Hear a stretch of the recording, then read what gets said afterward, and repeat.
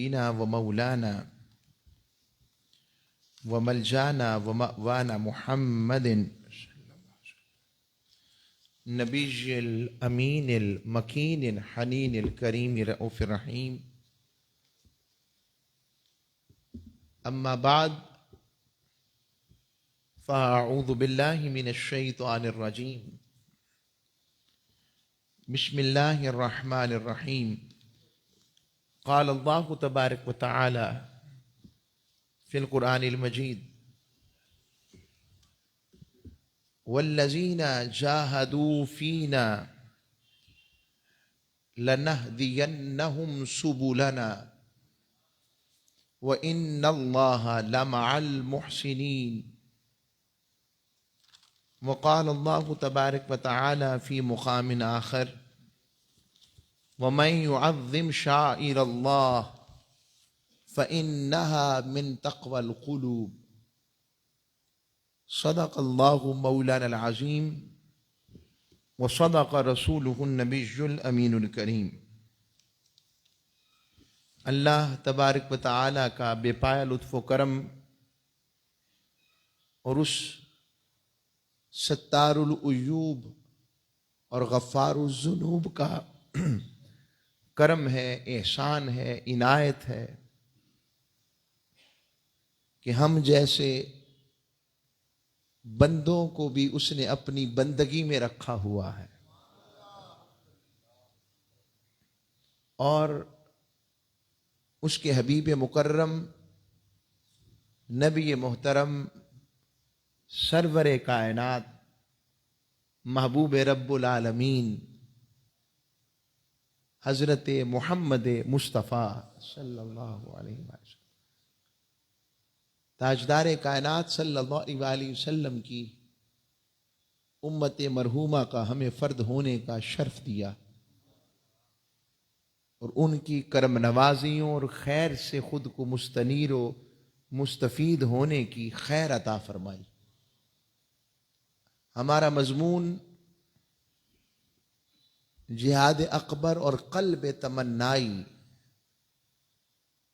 اس میں ہم دلوں کی اقسام، جہاد اکبر امام غزالی کے مطابق جس میں بندہ اپنے نفس امارہ کے ساتھ جنگ کرے، اور جنگ کا مقصود فتح یا شکست ہے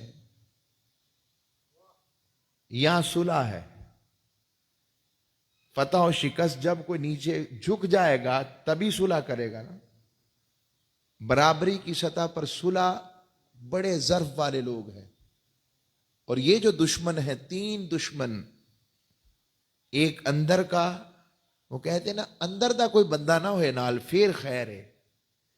یہ جو اندر کا دشمن ہے جسے نفس کہتے ہیں، یہ شیطان، اور تیسرا آزمائش ہے اس آلائش دنیا میں کہ ہم وقتی مفاد کو پیش نظر رکھتے ہیں، ابدی اور ازلی جو پیغام اور مفاد کا منظر نامہ ہونا چاہیے تھا، اور اپنے مولا سے ملاقات اور اس کے حبیب سے ملاقات و تیاری کا جو ایک مقصد حیات تھا، اس کو بھلایا جانا۔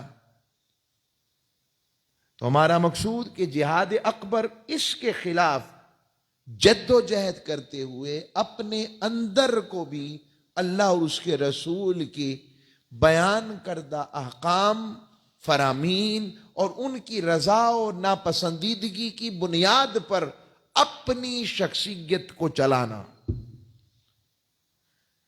اور پھر جب یہ چیزیں، انسان چونکہ انس سے بنا ہے، انس سے، اور انس کا مطلب ہے پیار کرنے والا، انسان میں فطرت ہے کہ وہ پیار کرنے والا۔ جب علائش دنیا کا پیار، اور جب نفس و شیطان کے ان سارے جالوں کا جو پیار تھا، جو دھندلا تھا، جو فانی تھا، جب وہ ہٹے گا تو پھر دل کے اندر اصل تڑپ اور جو اس کی محبت تھی اس کو صحیح سمت مل جائے گی، صحیح سمت مل جائے گی۔ بآئی نہیں، مثال کے ذریعے وضاحت کرتا ہوں۔ بے آئی نہیں، جیسے 2 سال کا بچہ ہیٹر چل رہا ہے اور وہ اس کی جو حرارت اور لالی ہے اس کی محسوس کرتے ہوئے بچہ اس کی طرف بڑھتا ہے، اور آپ کیا کرتے ہیں؟ ہم پکڑتے ہیں۔ جب بچے کو پکڑا جاتا ہے تو پھر وہ کیا کرتا ہے؟ وہ روتا ہے۔ فطرت ہے اس کی کہ مجھے کیوں نہیں کرنے دے رہے آپ، یہ میں اسے کھیلنا چاہتا ہوں، اور آپ جانتے ہیں یہ کھیل اس کے لیے خطرناک ہے، نقصان پہنچائے گا۔ بس انسان کا بھی کچھ ایسا ہی حال ہے، اور اس کے نفس کی کشائش یہ ہے، وہ جو دیکھ رہا ہے مالک اور اس کا حبیب اس سے آگے دیکھ رہا ہے۔ اور اس کی ایک اور تمثیل میرے ذہن میں آ گئی، دیکھیں اللہ والوں کی صحبت کی خیر پڑتی ہے کہ یہ قلب تمنائی جو ہے، کہ یہ دل کیسے قلب تڑپ والا بنے۔ اللہ چاہتا ہے بندہ 2 صورتیں اختیار کر جائے۔ ایک صورت بالکل اس بچپنے کی طرح ہو جائے، جیسے بچہ چھوٹا ہوتا ہے تو جو ماں باپ کھلا دیں، جو پلا دیں، وہ اس پر اکتفا کر جاتا ہے۔ رب بھی چاہتا ہے میرا بندہ میرے ساتھ ایسے ہو جائے۔ اور دوسری مثال اوصوفیہ نے دی کہ بندہ جیسے غسال کے ہاتھوں میں مردہ وہ جہاں لٹا دے، وہ جیسے کروٹ دلا دے، کہا بندے تو اپنے آپ کو اس کی رضا کے سامنے مردہ تصور کر، اور اپنے آپ کو اس کے سپرد کر دے اور اس کے حبیب کے سپرد کر دے، پھر دیکھ تجھ پہ کرم و رحمت کی کیسی زندگی عطا ہوتی ہے۔ اب اس حقیقت کو قلب تمنائی کہا گیا کہ وہ قلب جو پھر اللہ اور اس کے رسول کے قرب کے لیے تڑپے، پھر اس کی رضا کے لیے کوشش کرے، کیونکہ پھر اسے مقصود مل جائے گا، پھر اسے رستہ مل جائے گا۔ پہلے رستہ ہی ٹھیک نہ ہو تو ہزاروں کتنے کلومیٹر چلتا رہے، پیٹرول خرچ کرتا رہے، توانائی صرف کرتا رہے، تو منزل مقصود تک نہیں پہنچ سکتا۔ مگر جب اس کا تعلق اپنے حبیب اور اس کے مالک کے ساتھ ہو جائے گا، جب ٹریک مل جائے گا، رستہ مل جائے گا، اور ہورڈنگ بورڈز نظر آنا شروع ہو جائیں گے، تو یہ جو اسے ہم قلب تمنائی کہتے ہیں۔ اور ان قلوب کی اقسام میں آج ہم نے 2 دل پڑھنے ہیں۔ پچھلا پڑھا تھا ہم نے قلب عاشق، قلب شاکر، اور آج تیسرا دل ہے، وہ ہے قلب تقی، تقوی سے۔ وہ دل جو تقوی والا ہو جائے، جو قلب تقی بن جائے۔ اور قلب تقی کیسے بنتا ہے؟ یہ کیا ہوتا ہے؟ یہ وہ دل ہوتا ہے جو گناہ سے ڈرتا ہے، یہ وہ دل ہوتا ہے جو نافرمانی سے بچتا ہے اور اللہ کی ناراضگی سے خوف کھاتا ہے۔ یہ قلب تقی کی علامت ہے کہ وہ ڈرنے والا ہوتا ہے، اور ڈرنے کی یہ کیفیت 2 جگہوں کی نسبت سے اسے ملے گی، بہت جلد مل جائے گی۔ 2 جگہوں کی نسبت۔ پہلا، اگر تقوی چاہتا ہے تو تقوی کا آسان ترین درجہ جو ایمان کا حصہ بھی ہے، وہ ادب رسول والا ہو جائے۔ میں آپ کو، جو اللہ کا تقوی چاہتا ہے وہ کیا ہو جائے؟ ادب رسول والا ہو جائے۔ جسے ادب کا، ادب رسالت معاپ کی خیر پڑ جائے گی، رب اس کے دل کو اپنے تقوی کے لیے چن لے گا۔ ادب رسالت معاپ کے بغیر دل تقوی والا نہیں ہو سکتا۔ جو رب کے محبوب کی پسند اور ناپسند کو نہ سمجھے، اسے رب کی قربت کیسے مل سکتی ہے؟ اب میں اس کی آپ کو تفصیل دیتا ہوں، یہ میں نے بات ایسے ہی نہیں کہہ دی۔ قرآن مجید فرقان حمید سورہ الحجرات اور اس کی آیت نمبر 49 میں آپ کو لے کے جاتا ہوں۔ دو درجے آپ کو پہلے. اور یہ بھی سمجھ لے تقوی ہوتا کیا ہے. اس کے دو تین تعریفیں جلدی کے ساتھ. ایک تعریف یہ ہے، تقوی کا مطلب ہے انسان ان جگہوں پر موجود ہو جہاں پر رب پسند کرتا ہے کہ میرا بندہ یہاں ہونا چاہیے. اور تقوی کیا ہے؟ بندہ ان جگہوں پر غیر حاضر ہو جائے، موجود ہی نہ ہو جہاں رب نہیں چاہتا کہ میرا بندہ یہاں نہ ہو. جو یہ چاہے کہ میرا بندہ رب چاہے نہ ہو اور بندہ وہاں پر نہ ہو، سمجھ لے وہ بھی تقوی والا ہے. اور تقوی کی کیا خوبصورت تعریف عملاً تاجدار کائنات سے عطا ہوئی. اور حضرت فاروق اعظم نے اس کا عمل کر کے بتایا. پوچھا تقوی کیا ہے؟ آپ ایک جھاڑیوں میں سے گزرے تو اپنا دامن سمیٹ لیا، کہا یہ علائش دنیا بھی ہیں، یہ نفس کے حملے بھی ہیں، اور ادھر مالک کا ملنے والا رستہ بھی ہے. ان میں الجھنا بھی نہیں، ان میں گم بھی نہیں ہونا، ان سے بچنا بھی ہے اور مالک تک پہنچنا بھی ہے. تو کہا کیا؟ کہا دامن ہی سمیٹ لو. ان دامن کو سمیٹ کر کپڑے کنج لو، کپڑے سمیٹ لو، اور سمیٹتے ہوئے اپنا سفر، اپنا رخ اپنے مالک کی طرف کر لو. جب تم یہ کام کرو گے، اس سے بچتے رہو گے، اس تک پہنچتے رہو گے، سمجھو تم تقوی کے راہی بن گئے ہو. ہمارے اندر یہ چیزیں کم ہو گئی، ہم تو رستے پر ہی نہیں رہے. ہم گوگل میپ کی طرح بس رستوں کے ارد گرد پھر رہے ہیں. اصل جو وہ بتا رہا ہے کہ ادھر پہنچنا ہے، وہ رستہ ہی ہم بھول بیٹھے. آگے آئیں. اب میں نے جو آپ کے سامنے سورہ کی بات کی، یہ 49 نمبر سورہ قرآن مجید فرقان حمید کا سورہ الحجرات، جو میں نے آپ کو عرض کیا کہ نبوت کے ادب سے یہ تقوی والا دل ملے گا.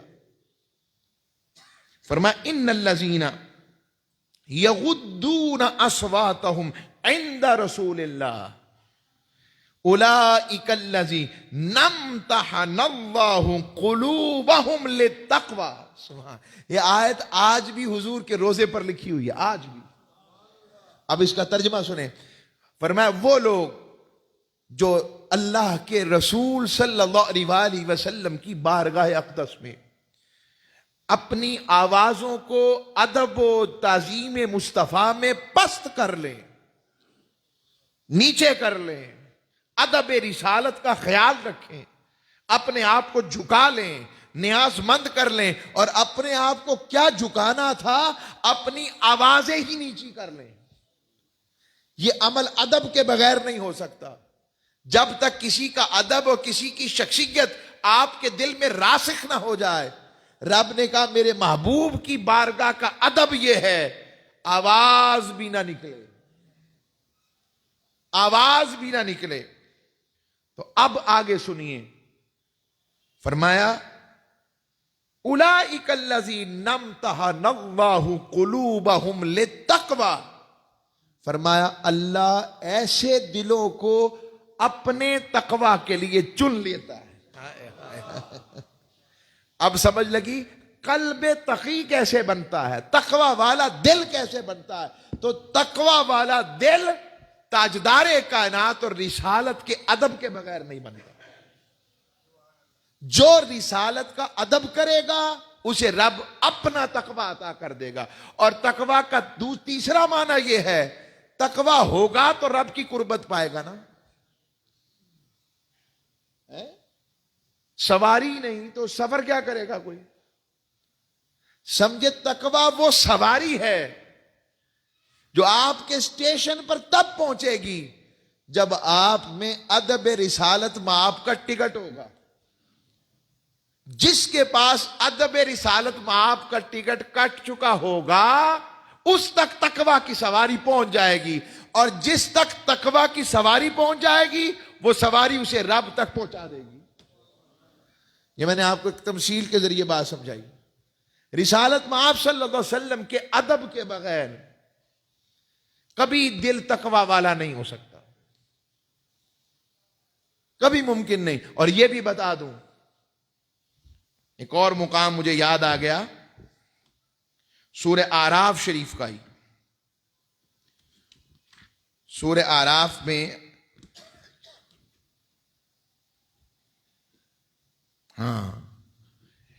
ادب ایسی شے ہے جو کفر کو ایمان میں بدل دیتی ہے.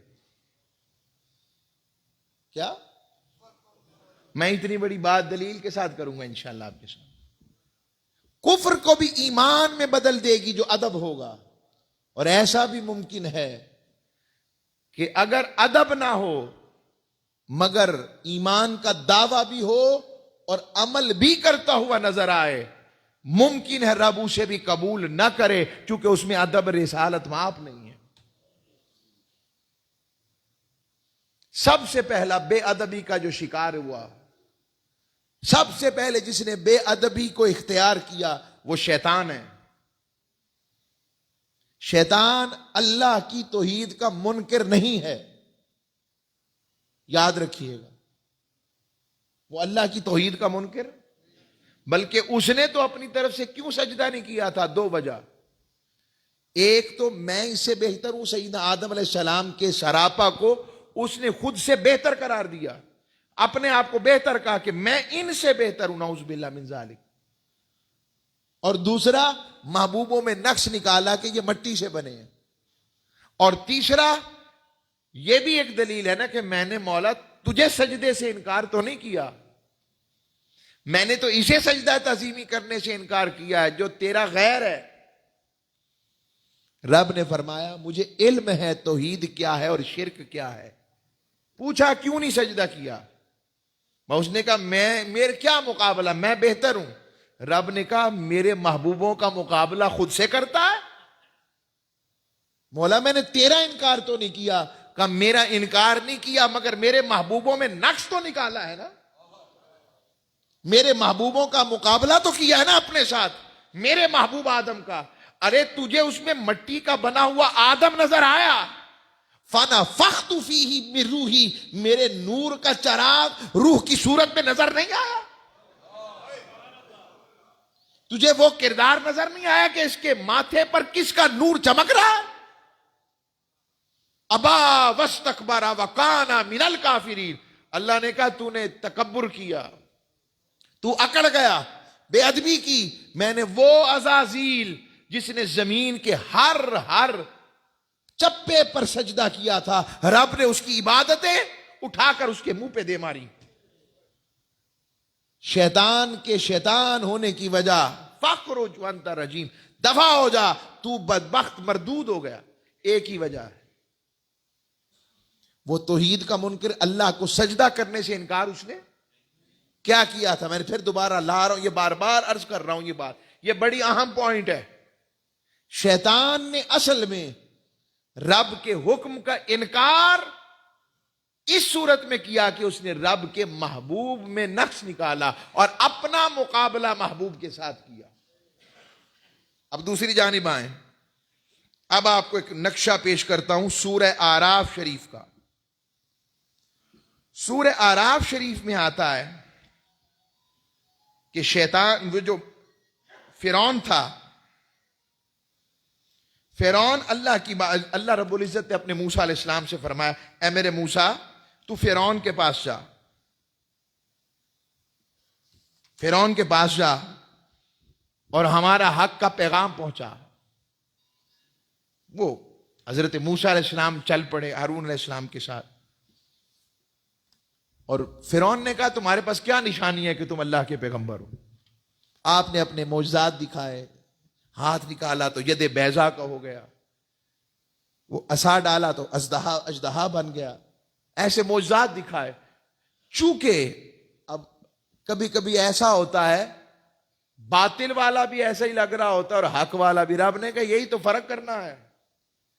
اس لیے اسی لکیر نے تو ابو بکر کو صدیق بنا دیا، عمر بن ہشام کو ابو جہل بنا دیا. یہ یاد رکھیے گا.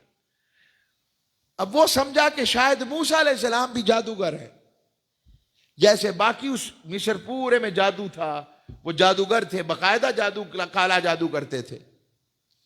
اس نے کیا کیا؟ اس نے سارے جادوگر اکٹھے کیے اور جادوگروں کو اکٹھا کر کے کہا کہ ایسے ایسے یہ فرعون، یہ موسیٰ ہمارے پاس آیا، اس نے اپنا یوں کرتب دکھایا، جادو دکھایا، تمہارا اس سے مقابلہ کروانا ہے اور تم نے اس کو ہرانا ہے. وَجَاءَ السَّحَرَةُ فِرْعَوْنَ قَالُوا إِنَّ لَنَا لَأَجْرًا إِنَّا كُنَّا نَحْنُ الْغَالِبِينَ. جادوگر فرعون کے پاس آئے، انہوں نے کہا یقیناً ہمارے لیے کچھ پھر اجرت بھی ہونی چاہیے، پیسے شیسے، کوئی تنخواہ شنخواہ، کوئی انعام شنام وہ ہونا چاہیے، بشرطے کہ انا کننا نحن الغالبین، اگر ہم اس پر غالب آ جائیں تو. اس نے اب کیا جملہ کہا؟ فرعون کا جملہ سنیں، یہ بھولنا نہیں آپ نے، قرآن کی آیتیں ابھی بھی موجود ہے. سورہ اعراف شریف 7واں سورہ ہے اور اس کی آیت نمبر 113 اور 14 پڑھنا شروع کر دیں اگر آپ کے موبائل بھی ہو تو. اس سے بھی بڑا فرق پڑتا ہے کہ دیکھتے جائے اور سنتے جائے. قال نعم وانکم لمن المقربین. ارے گھبراتے کیوں ہو؟ صرف تنخواہ نہیں دوں گا، اپنا وزیر بنا کر قربت بھی دوں گا، دربار میں ہی رکھ لوں گا. اب روایات میں آتا ہے وہ تقریباً بڑے 12 جادوگر تھے. کتنے؟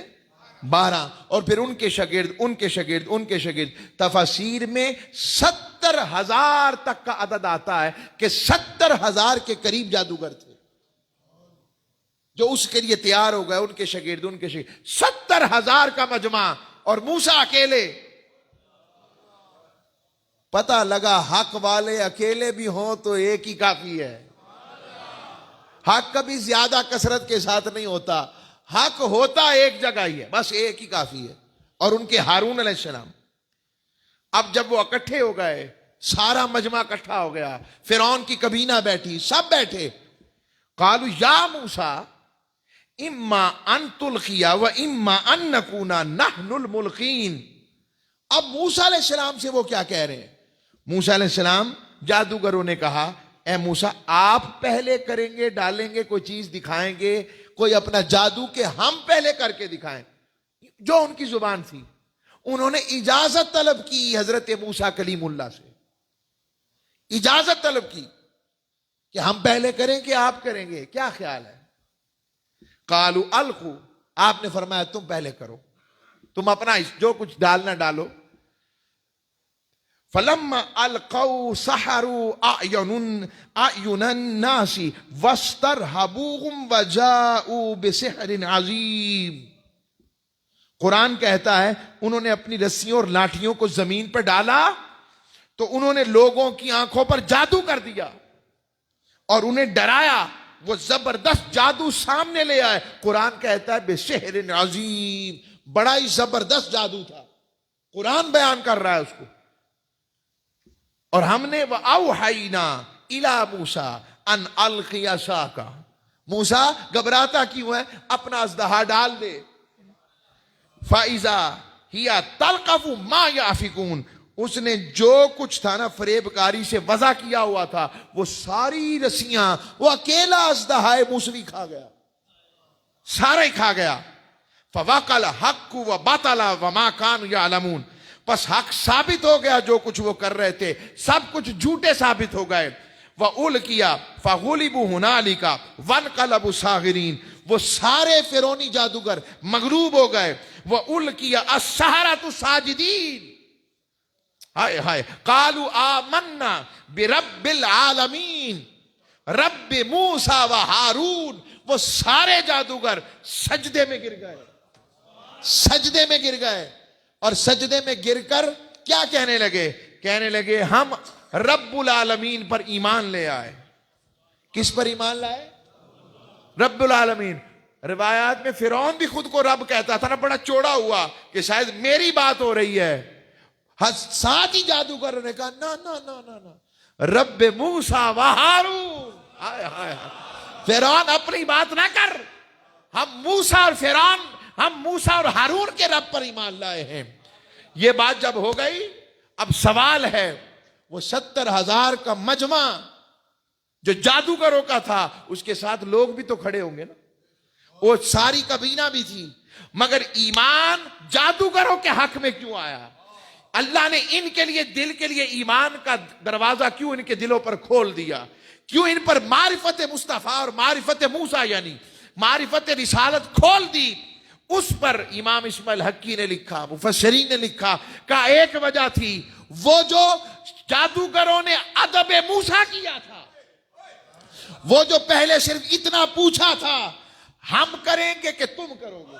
رب نے کہا کافر ضرور ہیں مگر بے ادب نہیں, ابھی بھی ادب موجود ہے. اگر یہ جیتتے تو فرعون اپنی قربت دیتا. رب نے کہا تم فرعون کی قربت والے کیوں بنتے ہو ادب موسیٰ کرنے والے, اور فرعون تمہیں اپنی قربت دے. ارے نہیں, تم نے میرے موسیٰ کا ادب کیا تو تمہیں میں اپنا مقرب بناتا ہوں, قبول کرتا ہوں. تو کفر ایسی شے, یعنی کفر بھی اس ایمان میں بدل جاتا ہے اگر ادب ہو. ادب اتنی بڑی شے ہے, ادب اتنی بڑی شے ہے. ہم اس ادب کو سمجھیں تو جس کے نے ادب رسالت جس میں آ گیا, سمجھ لیں رب اس کے دل کو اپنے تقوی والا بنا لے گا. اس تک رب کی قربت کی خیر پہنچ جائے گی, وہ رب کی قربت والا بن جائے گا. مگر شرط کیا ہے کہ اس میں کیا چیز ہو؟ ادب ہو. آج تو ادب رہا ہی نہیں ہمارے ہاں. وہ کیا جسے اپنے محبوب کا نام لینا نہ آتا ہو وہ کیا ادب کرے گا؟ احترام, یہ میں نے قرآن سنایا, قرآن سے ہٹا تو نہیں. علامہ آلوسی اور علامہ روح البیان اسماعیل حقی کوئی آج کے مفتی ہیں, وہ آج کے عالم ہے, پڑھے تو صحیح. مفسر امام قرطبی کوئی آج کے عالم ہے. یہ سارا جو ادب رسالت کے بغیر, تو دل تقوی والا تب بنتا ہے جب اس میں ادب رسول آ جائے. پھر ادب رسول آ جائے تو یہ ادب ہی تھا. صحابہ سے کوئی کمی ہو جاتی تو حضور کی بارگاہ میں عرض کرتے حضور ہمیں پاک کر دیں. بس میں نے اشارہ دے دیا, پاک کر دیں. اب آگے بڑھتا ہوں.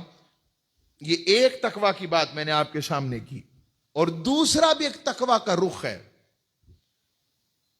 جو دوسری جانب سے بھی اللہ کی بارگاہ کے صدقے, اور وہ ہے اللہ کے نبی کی امت کے ولیوں اور اللہ کے محبوبوں جو غیر نبی ہیں, نبی نہیں ہیں, غیر نبی ہیں مگر ہیں اللہ والے.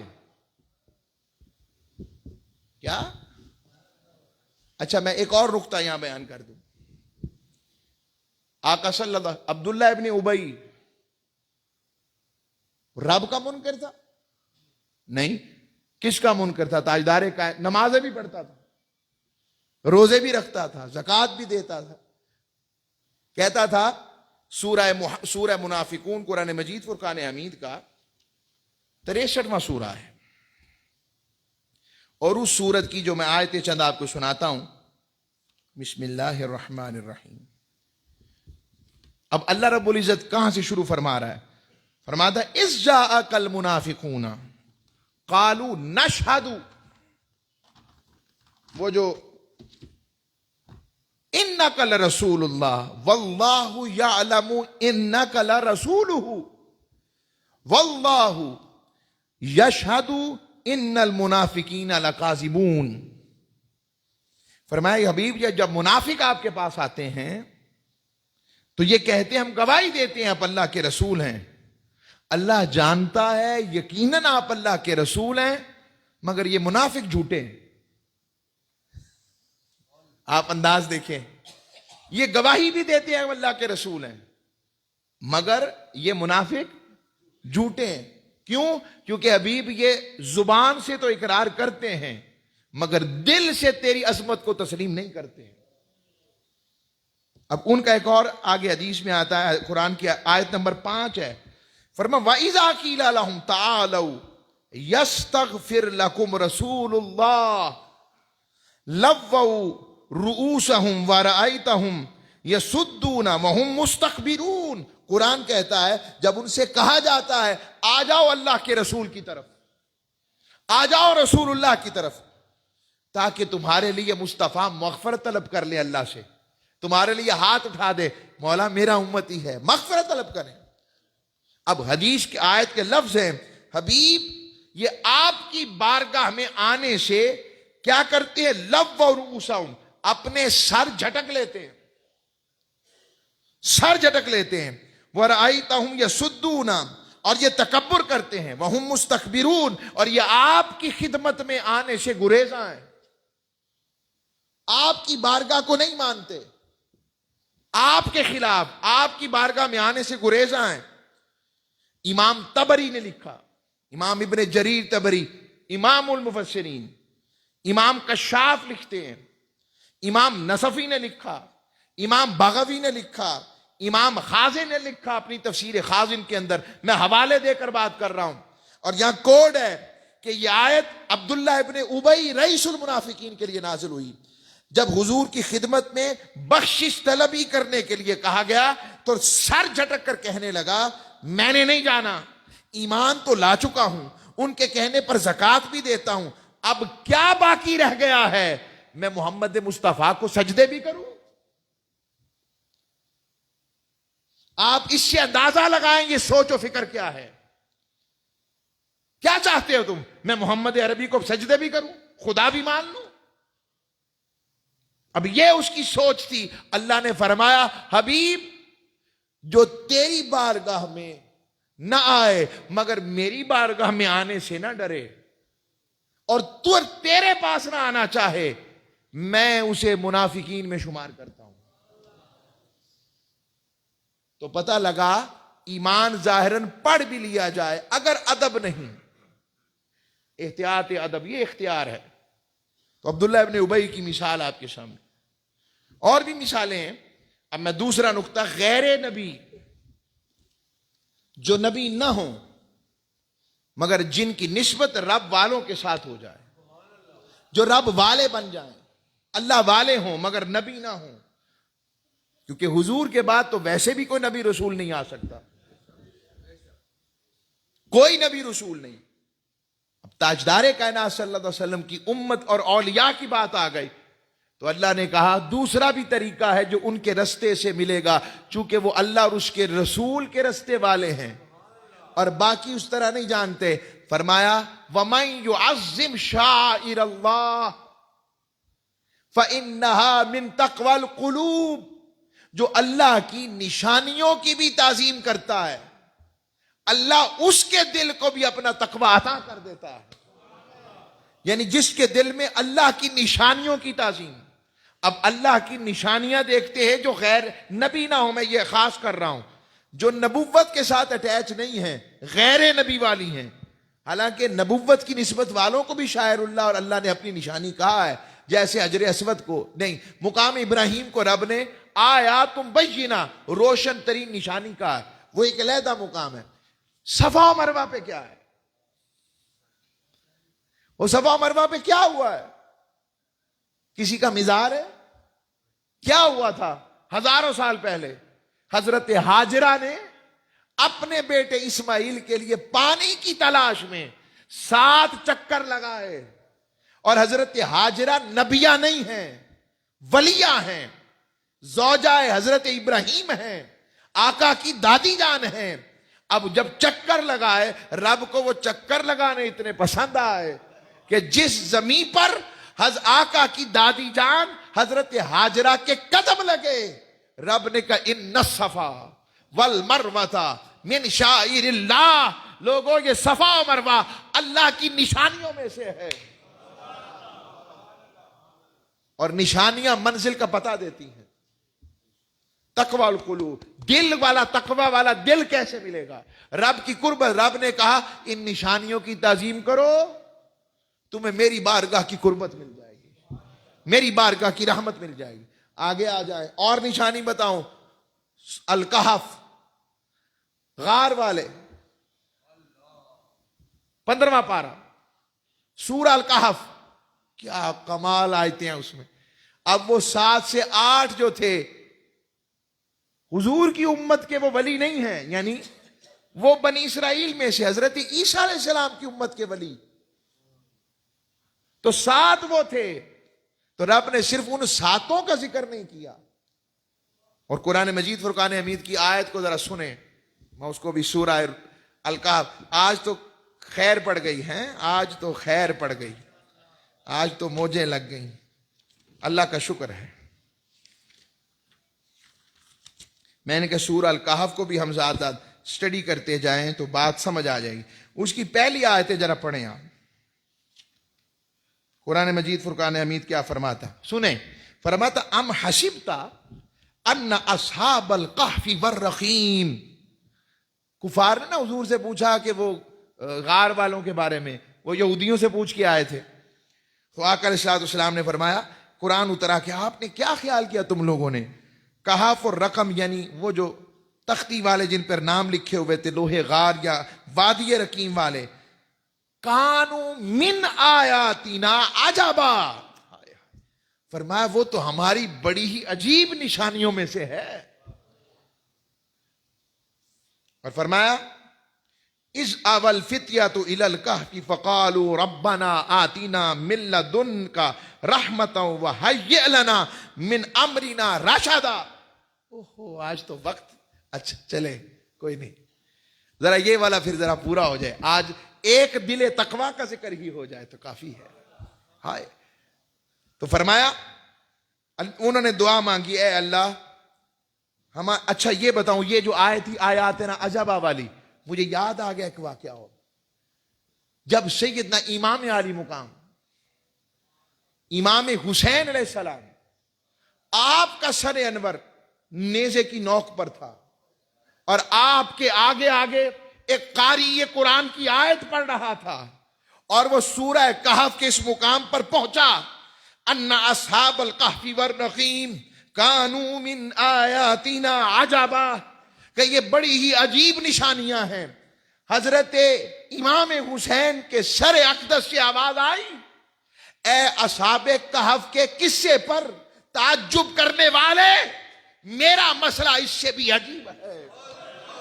آپ کے سر اقدس سے, اور اس کی شرح کیا ہے, کہا وہ چھپ کر ایمان بچانے والے تھے, میں مصطفیٰ کا لال, میں نے نکل کر جان دے کر مصطفیٰ کے دین کو بچایا.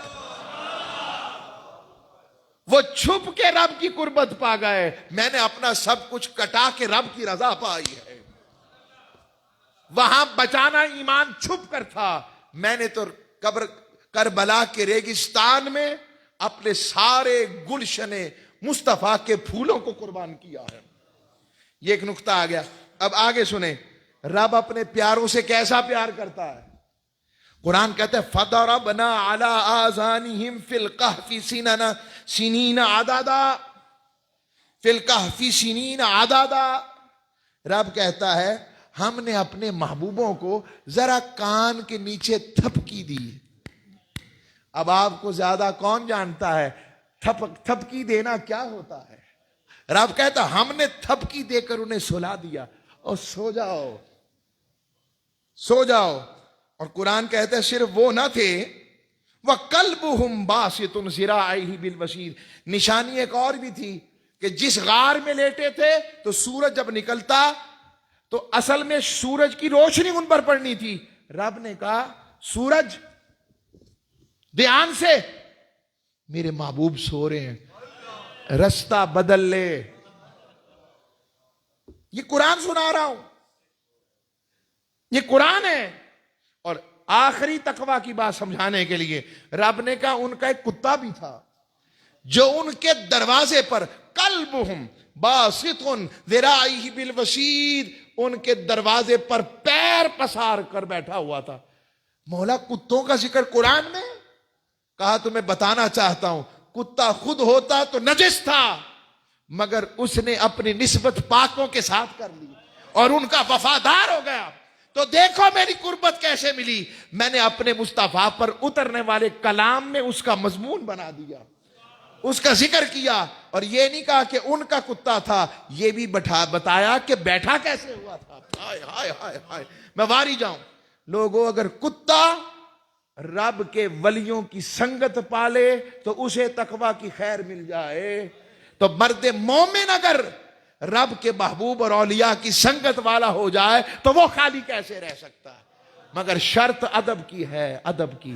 اللہ ہمیں ادب اور دل تقوی کی خیر دے. مضمون چلے گا وما علیہ